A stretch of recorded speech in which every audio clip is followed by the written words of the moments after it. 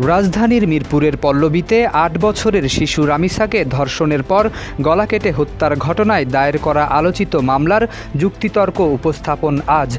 যুক্তিতর্ক শেষে আদালত যে কোনো দিন রায়ের তারিখ ঘোষণা করতে পারেন। বৃহস্পতিবার সকালে ঢাকা মহানগর শিশু সহিংসতা দমন ট্রাইব্যুনালের বিচারক মাসরুর সালেকিনের আদালতে এই শুনানি হওয়ার কথা রয়েছে।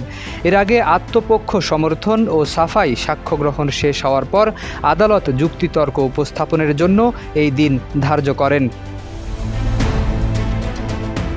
আদালত সূত্রে জানা গেছে, বুধবার শুনানিতে দুই আসামি সোহেল রানা ও তার স্ত্রী স্বপ্না আক্তারকে আদালতে হাজির করা হয়।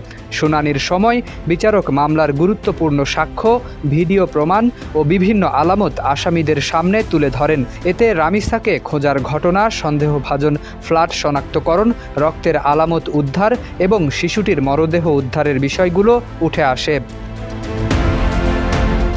একই সঙ্গে অভিযোগ অনুযায়ী প্রধান আসামি সোহেল রানাকে পালাতে সহায়তার বিষয়ে স্বপ্না আক্তারের ভূমিকার কথাও আদালতে উল্লেখ করা হয়।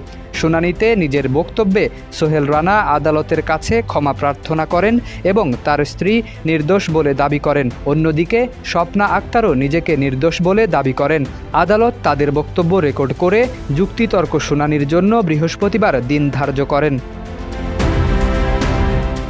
এর আগে মামলায় চার্জশিটভুক্ত 18 সাক্ষীর মধ্যে 16 জনের সাক্ষ্য গ্রহণ শেষ হয়েছে।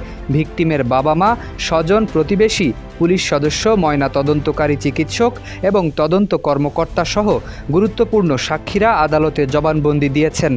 আলোচিত এ মামলার বিচারিক কার্যক্রম এখন চূড়ান্ত পর্যায়ে রয়েছে। আজকের যুক্তিতর্ক শেষে আদালত যে কোনো দিন মামলার রায়ের তারিখ নির্ধারণ করতে পারেন। শরীফ উদ্দিন, ইত্তেফাক নিউজ।